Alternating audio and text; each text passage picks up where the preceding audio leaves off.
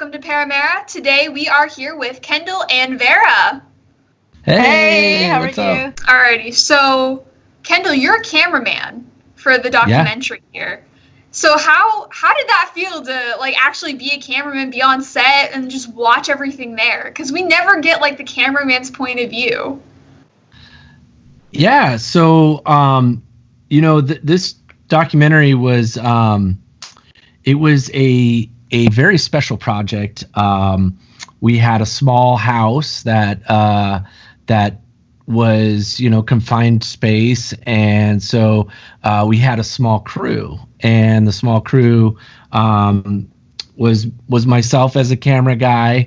I was also a director, and I think I ran sound a few times, and you wore many hats. I wore many hats. So yeah, the being in there as a camera guy, I've done it. I've been doing the paranormal cameraman thing for about 15 years now. So this was fun because I got to play with some very cool gear, and that's attributed to the cinematic look. We used the red Scarlet W, and yeah, just had a fun time. I also got to experience some stuff in the house paranormal wise that some things that I haven't experienced in the past, and it was really neat to be in there with the guys and you be had part more of it. freedom. I did, yeah, creative freedom on this project. Compared to reality TV. Yeah, if you want to compare it to some of the TV shows that I shoot, creative freedom was definitely a key for my camera work. So. Oh, that's awesome, because usually you're restricted to what you're allowed to film. But that's so cool that you were allowed to just go anywhere you wanted to and just have that creative freedom to go film anywhere. That's amazing. Yeah, we took this project and really wanted to do it different. We took the story as kind of detectives, and the way we worked as producers and camera people, we followed the story all the way through, and we followed it in a linear fashion that allowed us to kind of follow the leads. And so that was a different style that I had been used to in the past. So that was very gratifying in the way that the final movie came out. It was done differently than I had experienced in the past. Okay. So not only were you creative freedom, but you could also try new things and get more experience in filming. That's great. Yeah. We worked a lot with transitions and lead-ins and lead-outs of things.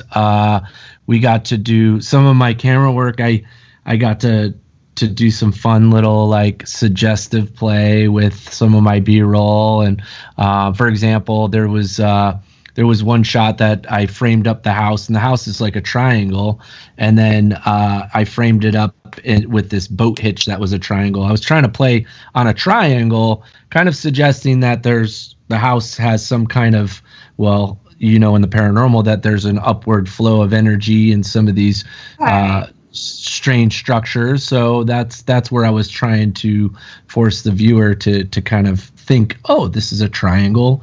There's something more to the house. There are incidents in that house, and I don't want to spoil it, because I don't know if you ever check my page, but we try to tell people you really should go watch it. It's just a good way of understanding things more, or having more questions than you did before. For someone like myself, I'm I've been around this for a very long time, and I walked away with that going, I have more questions than I have answers at this point in time, and It doesn't make sense. It's all valid. It is odd. It opens up more questions, like you said. And isn't that the paranormal though? I remember starting on some of these paranormal shows, working as a camera guy early on, and I was okay, finally I'm going to get all my answers, I'm going to get on the show, but no, it just opens up more questions. Yeah. And then it leads you down this path of chasing the rabbit, going down the rabbit hole of what is this, what is that, and you get close, and then you go this way and you go that way, and it's And I think that's where we need science to come in and get us some better clarity on some of these just strange phenomena, events that are happening. How is this happening? I mean, if you take, how many ghost stories have you heard? Hundreds, probably. Oh, yeah. You've been in this forever. Oh. Take 1% of those ghost stories and say it's real. Yeah. Right?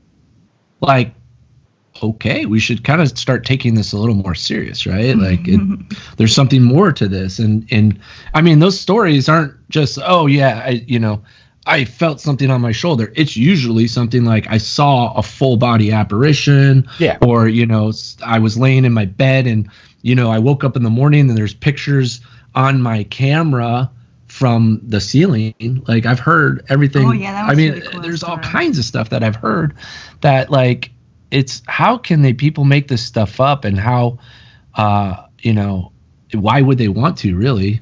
The ending of the documentary itself, like, that leaves a lot to be, that takes it from, to my mind, a whole different level. And we did a podcast about a year ago called Little Compton. And in it, we talked about, in the 1940s and in the 30s, people in this town of Little Compton, they were seeing these exact lights that was in this home.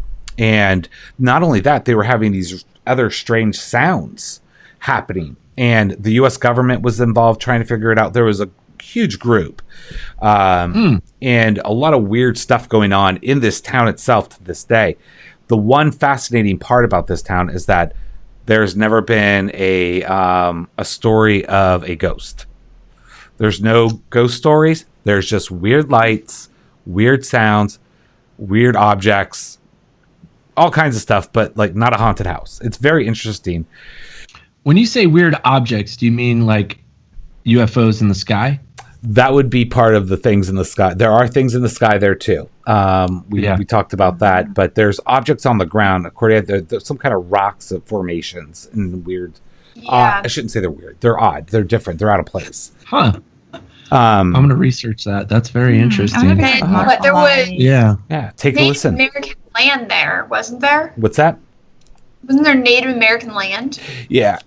So there was a tribe, and it was their winter home until like in like the 1600s, when the English kind of came in and kind of shoved them out. And but ever since then, there's been these weird instances. And there's another incident there where like the town right outside of Little Compton thought it was on fire. There was such so bright. The sky got so bright, they actually loaded up the horses. Fire. This is like 1850. Yeah. They all were getting ready to go and help for this fire. That a call never came to go help them. And it turned out there was no fire. There was no nothing. But again, it's just centered around this area, this town. And very interesting. So every decade or so, something weird happens, and it's interesting. But the light reminded me of what the people had described. Seen outside their house, inside their house, it was very, very interesting. But then again, at the way, what happens in the home at the end doesn't match that particular group, if that makes sense. And again, that's where I kind of, where my different layers. Yeah, you have, and that's why we visited the ideas that we visited. We went and talked to all the experts, the scientists, and the people who had experienced UFO activity in the area. We really tried to leave no stone unturned in our research and in our story. It was just, we were hell bent on finding answers for Alice, and we were going to do whatever it took. And I feel like we did a very thorough job on our end, as far as, the experts and some of the people that we had brought in there, even down to an electrician. We're not expert. We're not experts. We wanted an electrician to come in and look at, some of the electrical issues in the house, and there was no issues. So it's just interesting to get the check each little box, and you go down the list. You were saying it's interesting because we had thought the same. That house has your typical paranormal claims. Right. Yeah. Your typical. And some. Yeah. Like, things moving, the chandelier. It's almost like you just need the piano going don don don. It was so classic. But then you have that other side of it with the lights. And that's what made it different. And Alice, I mean, that's why she moved out. Yeah. It wasn't, the strange things. It didn't bother her. It was the lights that was so profound that she's just like. She's like. And she even said, I don't know if I'm. She didn't know what would happen to her. Like it's almost like this thing was, the light was so profound that I don't know if I'm even going to be there in the morning. You kind of feel, what I mean? Right. Like she was truly scared. Had to be very intrusive. Yeah, it would be. Yeah. Think about it. You're in your bedroom. It's very vulnerable. Yeah. Because you're sleeping. Yeah. You put your guard down. You're supposed to relax, and then bam, something happens there, and you see daylight in your room. Yeah. You see through the light, and it's daylight. Like that's what gets me is like what she saw through the light. It's just. Yeah. I mean, it defies the laws of physics, and that's why it's so interesting. Maybe we don't know. Yeah. Dr. Guy was a physicist. He kind of. I mean, he left it open. He did, yeah. Kind of, I mean. I think that's the next steps, of trying to figure things out is what are we really looking at? Ghost hunting, and I talk to people all the time, and they're like, we went into a house and we confirmed it's haunted. And I'm like, okay, now what? Like, what do we do? What are we doing about it? Like, how do we? Mm-hmm. What's the next steps here? There's something going. We should be able to identify. Pull it up. There's got to be more here, and I can't handle the fact that we're just the walk away, right? Like I'm more of the, we need to find one location and start like literally beating it to death with every piece. Thank you. Yeah. Thank you. This needs to happen. Yeah. So. Oh, yeah. Well, I told Kendall I was going to have a pitch. I was like, I got an idea, and we need to work on it. We need to find one. This is the right location. But that's a challenge for me. And Courtney, I'm gonna let you get back to your questions here in a minute. But going back to what like the home and what we're seeing there is like there was an incident, and I'm just bringing up Ghost Hunters real quick because Kendall, I know you're part of that group as well, which was Daryl and. Forget who it was. They were in Alaska, but anyways, they went into they were doing some stuff. Yeah, thank you. Mm-hmm. And they were going to a room, and Daryl was walking out, and all of a sudden he jumps back, falls back into the room because something rushed him. And I had told Daryl, he actually, when he was on our podcast, was like, my thing about that particular incident was how it occurred, which made me think that it was you. And he kind of like tweaked his head. He's like, what do you mean? I'm like, it's you. It's just not you now, or it's another version. Like somehow there's a universal thing. Right. That you ran into yourself. And he said, he stopped for a minute, and then it's in our podcast. He's like, it's funny because nobody knows this, but we had our recordings going the whole time. And he said, when we went back to the playback, there's a moment where you hear me whisper, it's cold over here. But I don't say it for another 30 seconds. He's like, it was in the past. He's like, so somehow we caught my voice 30 seconds earlier. He's like, it didn't make it on the show. Well, we caught my voice 30 seconds early prior to me saying it. And he's like, I'd never had anything like that happen. I'm like, well, I go, that's interesting. That, yeah. And, but it was just the way the situation occurred. It was like, that makes me not think it's you, because then it does say it's me. That was the thing. Like, I think the voice that they hear says it's me, as it was coming at him. And I'm like, it's you realizing it's you some other place. And he's like, right. Did not. That's a very good. You're talking his language. Yeah, you are, because I mean, I really, like the idea of multidimensional because science is getting closer to proving that you know that there could be a possibility of multidimensions, and I think it's a very good theory that you have a deja vu, you have oh, I just was here, I just had this. Like, what if that really was something, and maybe it's not you physically, but your mind, or or something. Or these little dips, into what our dimension is. Maybe it's a little paranormal dip. Maybe that's where all this stuff is coming from. And I think we would be crazy to just pigeonhole ghosts as ghosts, like dead people. Like I think we don't know enough about it to say definitely it's dead people, because I mean there's no research that says that. It's experiences, yes, and it's hypotheses over the years, but like there's a whole new multi-dimension is like a whole new possibility of things, and one of the things I think almost proves that is the Mandela effect. Right. Yeah. That's my girl. That's my girl. Yeah. Yeah. Yeah. I agree. Yeah. Yeah. What's the big one? Everybody. Jiffy. Everybody. Is it Jiffy? There's the Berenstein versus Berenstein. That one's pretty popular. Berenstein. Yeah. Nelson Mandela. Nelson Mandela. Yeah. And then, I mean, it's so interesting because, you're like, no, it's 100% that, but it's not. And right. As we have, can I tell them our Mandela effect? Yeah. Okay. So for the longest time, okay, maybe not. No, tell them. Yeah, no. I'll cut it. This is I'm recording, so I'll cut it out. Weird. Okay, but this gets me because I swear, and I don't want you to think that it was like an ex-boyfriend or anything, because I swear that Kendall had a retainer behind his teeth, like me, and I remember having a conversation with him that, oh, look, we both have retainers, how cool, like just a goofy conversation. And years later I looked at him and it's like, wait a minute, like your retainer fell off. He's like, what are we talking about? I never had one. I was like, whoa, you can't tell me that.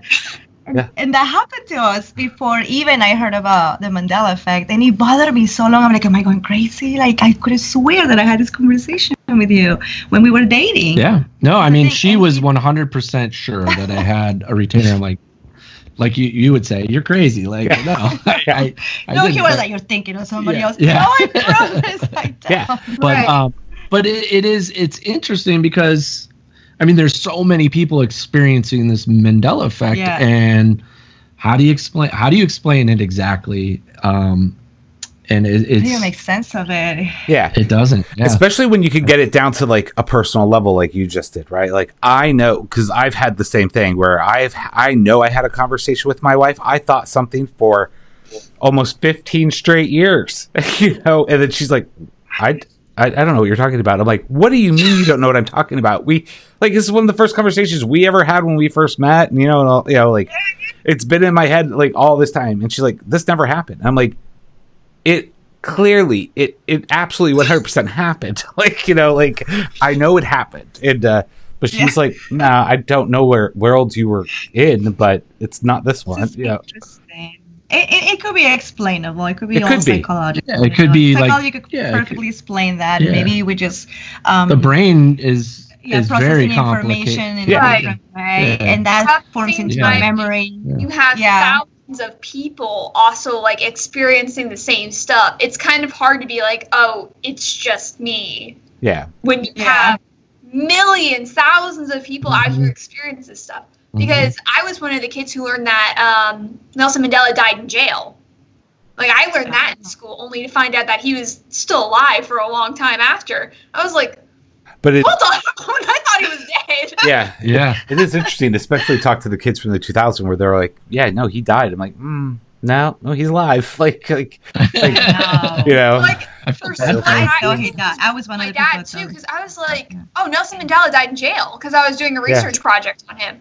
And he goes, what are you talking about? Mm-hmm. He's still alive. I was like, hold on a moment.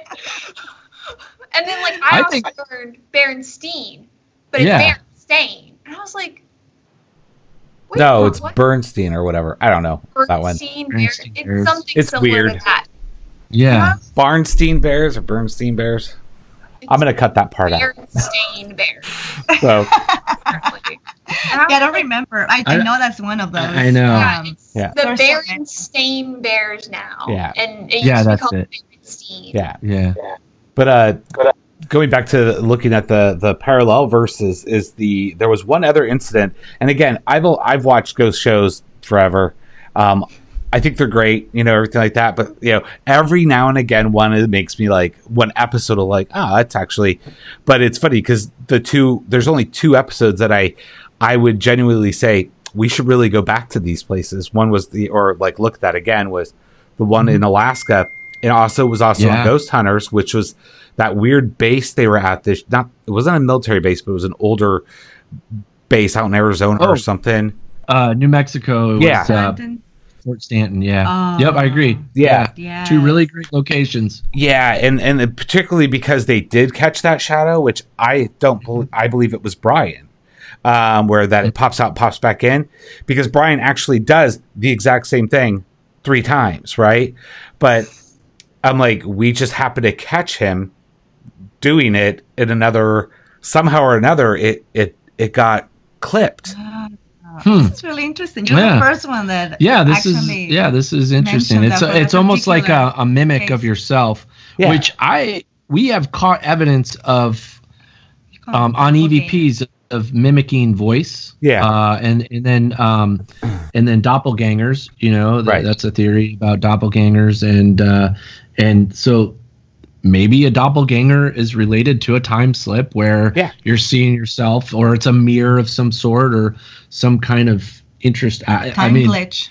Yeah, it's something. It's so complicated. Yeah, you had it happen to so many. I did. Yeah, I had a mimic. What's that? St. Augustine Lighthouse. St. Augustine Lighthouse. I had a mimic of my voice. The producer at the time that was part of Ghost Hunters, he had heard me coming from the woods, talking to him. He's like, "Kendall, you over there?" And I said, "Yeah, I'm here." And it was from the woods. And then I come out of the lighthouse, and he's like, "Wait a minute, you're in the lighthouse? I thought you were in the woods." And I was like, "No, I'm coming clearly out of the lighthouse." And he said, "Well, I heard you from the woods." So that was one time that my voice was mimicked. And then there was a time in Waverly where Brian Rochelle, this didn't make the show, but on an EVP, they captured it was a real time audible voice that was and it came from a stairwell, and I was like way behind them filming. Like there's no way it could have come from where it came, me answering them. So, and they actually captured it on EVP. Yeah. So it's interesting. It's interesting to think that things can mimic, or you could a reflection of yourself, or maybe it's yourself. Yeah. That's a very good. I love that hypothesis. That's a good one. I love it. Mm-hmm. And I think there's definitely more room to look at it. And I'm not saying it's physically you right here, this person, but the world and the way the multiverse work, everything, we don't know how it works. And I believe in the whole doppelganger. Every story I've ever heard about a doppelganger always ends with the doppelganger having a freaked out face, either a scary face or a freaked out one, right? Mm. But if you had a time slip and you're staring back at yourself, I think that's a very valid face to have. Yeah. I think that's what you're gonna do. And why am I seeing a double version of me? Like, what is going on? So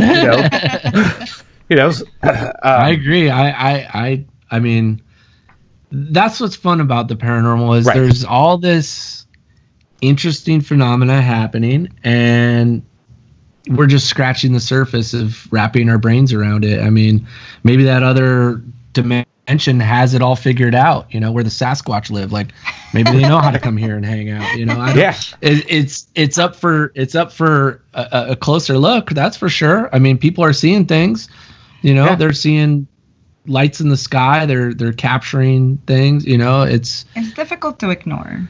It's difficult to ignore. Yeah. Yeah. Yeah. So something that I immediately look for every time I see a paranormal show or I see any show that involves anything paranormal or just weird, I immediately go for dolls. Like weird looking statues, dolls, and I'm like, okay, first things first, get them out of the house. I like if I were a paranormal investigator and I found like this huge house and it had like dolls and puppets, I'm not going in. You can take the dolls out of the house first and then I'll go in, but I'm not coming in there with dolls in there. I don't like creepy dolls either. Yeah.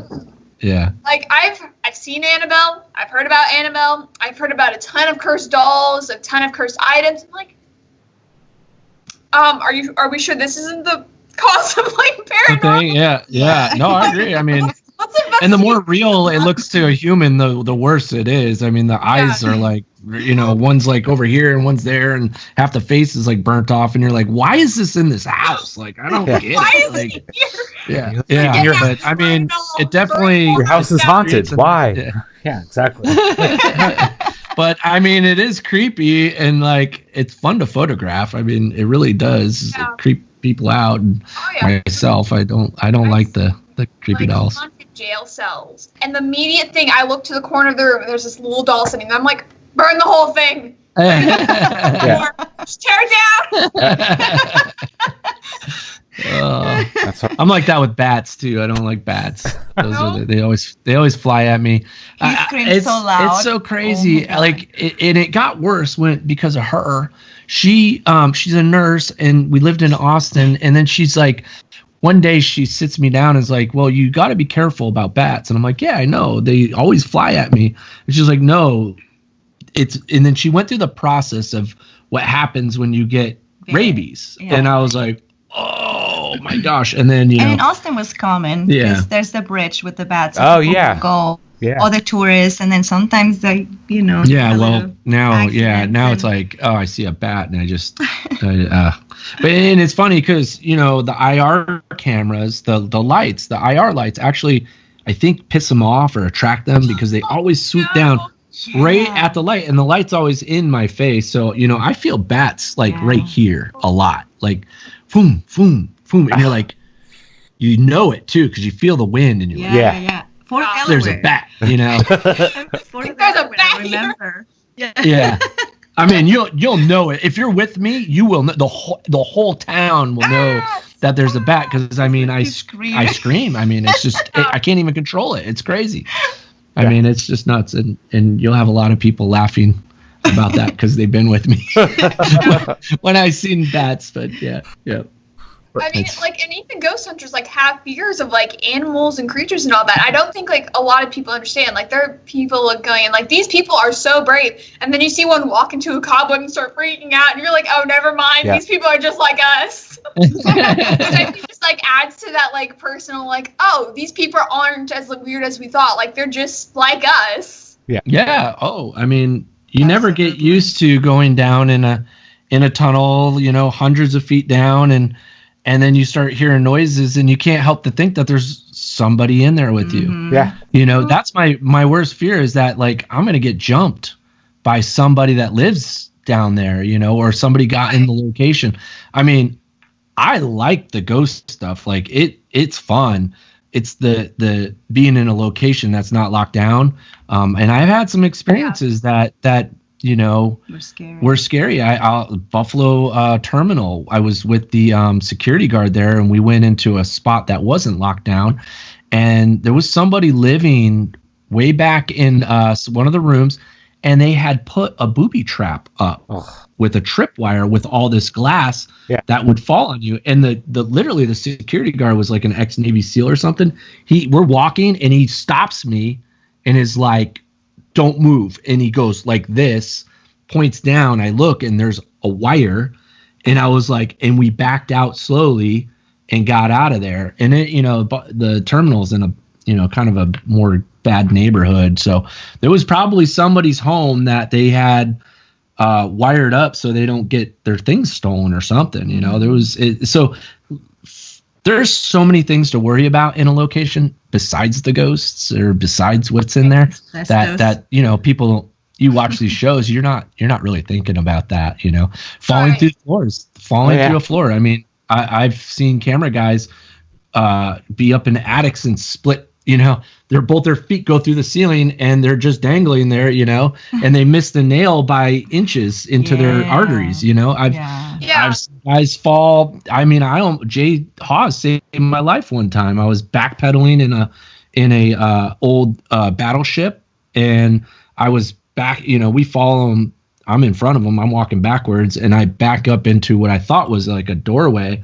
And it was just a drop down like one story into like rusty water with like the handrail that was all broken and jagged. And Jay grabs me and goes, whoa, don't go that way. And I look and I was like, Jay, you just saved my life. Like, that was crazy. And that's the thing, is like, we're always looking out for each other. And in the dark, you guys know, like walking around, it's not easy, you know? Oh, yeah. Going back to that documentary, you know, The House in Between. Steve, I always mess up his last name. Gonsalves. Steve Gonsalves. Oh, all right.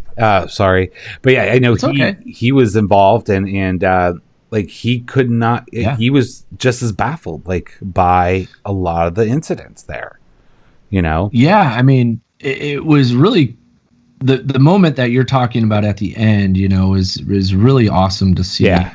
Steve switched from director to investigator in that moment. Like, what is this? How was this? And of course, you know, went through the channels. Like, you know, the experience happened to me, and I was like, did we get it? You know, that's the first thing I'm thinking. And Steve's like, well, let's disprove this. And it was just neat to see, and Brad sitting there going, well, I told you so. This has been happening to me for years and years and years. And it's so like, calm. It's like, this happens often, you know. And it's just, I just, that is such an awesome raw moment, and that's why we chose to run it to keep as it was, and you guys got to see that moment and be part of it. You know, turned into investigator at the moment. The wheels are grinding, thinking and trying to figure it out, and I just love that. I love that part. It's one of my favorite parts. It's pretty awesome. I mean, and again, that's why, you know, I look forward to seeing, you know, is it going to be a House in Between 2, or like, you know, the final documentary, or like, you know, do you kind of, you know, where do you see that going? Because like, there's a lot of questions to still be answered, a lot of stuff to still turn up, you know, look at. I mean, how do you? Where do you go with that? What are your thoughts on what do you want to do with that? You know, with the home, like, in investigating. Yeah, the home is. I mean, a little bit. The home is still being investigated. Right. It's 24/7 around the clock. Stuff is still happening in the home.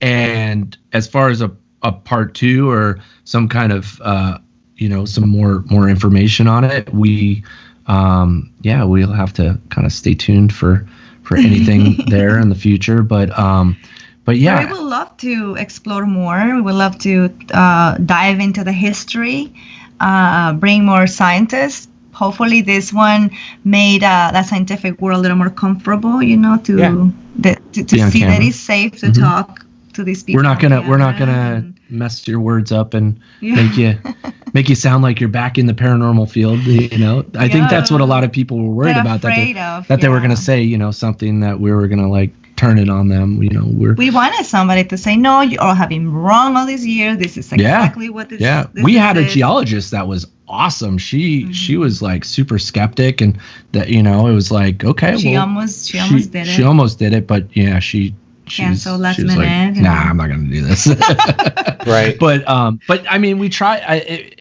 It's good when you're a filmmaker doing a documentary. You got to get both sides. You got to get the side from the skeptic, and you got to get the side from the believer. And you know, we tried real hard to get both sides and tell a good, even story on this home, and I think that's part of it, because a lot of stuff you see these days is very sensationalized and very one-sided. It's haunted and it's crazy and this and that, and that's great, but I think what was really fun about doing this documentary was seeing Alice's story and actually like just the love towards Alice, and really wanting to get the personal approach, the human aspect of it, and put a little bit of seriousness back into this topic of the paranormal, because nowadays we talk about this often, how sad it is that, I mean, you can now fake a video so easy. Right. You have all the tools and you find all these videos. You often come to me like, check this video out. And I'm like, oh, that's fake. She's like, yeah. And it's sad because it's like not helping. And it's entertaining. The direction of things with that is just sad. I mean, people are doing clickbait and trying to get attention and this and that. And it's like, it's really hurting the paranormal, like what you guys do, like serious, investigators trying to debunk and trying to help people and trying to figure it out. It's like, man. So I mean, it was gratifying to be able to be in a position to tell Alice's story and go into a situation where we could and tell it how it is, and along the way we met some really cool people. The neighbor was an awesome, like, just like, what, like, how is this house like affecting Alice and the neighbor, like she's having these experiences from a child. So like it was fun for us to be able to unravel these things in the field as we were kind of going. Yeah, no, and I think that's the coolest thing, and I agree, like there's this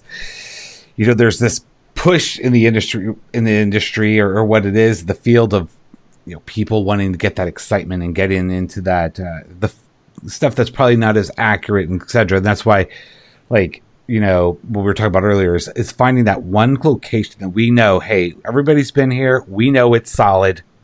We are going to start we're going a different way completely, right? Like Oak Island different. We are literally going to sit here and chip away every day and come in with new ideas, new ways of looking at it, new wavelengths of looking at it. Like, and because there's, at some point we have to merge, we have to hit it, right? Like, even if it takes us a few years, like we're going to, if we focus on the location, we know that it's there, whatever's happening is happening. We will. But I feel like everybody's trying to scramble to find a new one. Like, well, we haven't figured out what we're doing at the last one. Like, so. Like, I really want to believe, like, some of the videos there on YouTube about, like, oh, there's this poltergeist haunting my house. But first of all, you use the word poltergeist, and I'm already kind of suspicious there. You can't, a little iffy about that just because of, like, Ghostbusters. I'm like, did you get your information there? So I already get a little suspicious, but then I'll like go and watch the video and I'm like, okay, they show a book falling off a shelf, they show like the guy actually being scared. I'm like, okay, so I see that his reaction was more or less real, but could he have pulled a string or something, made that book fly off like it did? Could there have been like another person like holding us like behind there, like, pushed the bookshelf or like shook the wall, like could it have just like fallen off? And so I'm like always thinking about that, and I'm like, yeah, someone could have probably done that, and that just makes me like, yeah, this video is probably fake. But I'll still give them the benefit of the doubt, saying like, oh, you might be doing like, it might be real, but I have a good chance that it's probably not. Yep. So. I love that. Yeah, that's very good. I'm so impressed with you. Oh my gosh, seriously, like that's a new generation Ghostbusters. Yeah. You're teaching her good, Craig. Yes, good job. That's my girl. I really love that. And I want to add to that, for people listening, like if you're watching footage and it doesn't feel right or it doesn't just, there's, you get the little spidey sense, you're just like, I don't know. It's usually, not right, and when in doubt. And that's a great, a great motto to live by. When in doubt, throw it out. Like, I love that because it's, if it doesn't, if it's not 100%, then you gotta Right. You got to discredit it. So that's a very good mindset. Don't think everything's a ghost, because sometimes it is the frame rate and it's a bug going across, and your shutter is dragging.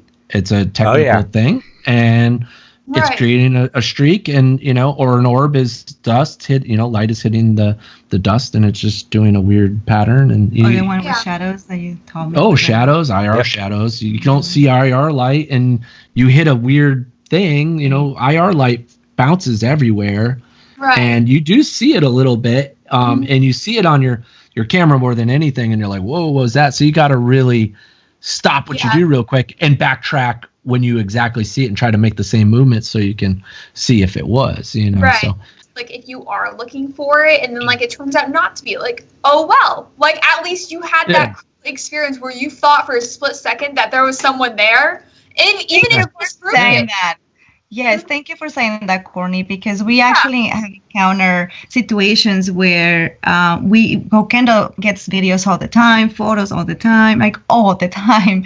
And sadly, my majority percentage of them are explainable, and you tell them, and literally they act like they're just offended or crushed.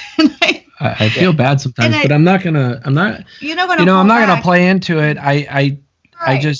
I think it's better to teach and to, I have 15 years of knowledge of cameras and light, and light reflection. So I do know a thing or two about that. So I'm gonna give somebody the knowledge on that. And also the honesty thing too. Like it's easy to for somebody to want something to be haunted, and they they know that they bumped into the book or whatever, but like where's that gonna get you? You know what I mean? Like you gotta come forward. You gotta that was me. It helps the whole overall picture of what everybody's doing here, and the more we just get on that playing field, I think it's just so much better. Yeah. You have to think logically, you have to think rationally, but you also have to be like creative at the same time. Be like, oh, this could be like a poltergeist, but at the same time I have to think, okay, I think this may be this, but let's try to debunk it to make sure. So, and like, even if like it turns out to be false, like, don't get mad at yourself that you were wrong. Like that was still like a great experience. Like you thought that was true, but you got it wrong. Who cares? That was still like so much fun where you thought that was like one thing, even like it doesn't matter. Just move on, and maybe you'll have the same experience, but you learn from it and you're like, wait, I did this thing before. Maybe it's the same thing. That way you don't have to like keep freaking yourself out every time. And like, it's fun. Oh my God, I love your daughter. And like, it's like fun to like get yourself like hyped up, like get your friends over and like, let's do this again. Because it's always just fun to debunk. And I like hearing a word that I keep hearing you say. It's fun. I like hearing that because people are forgetting.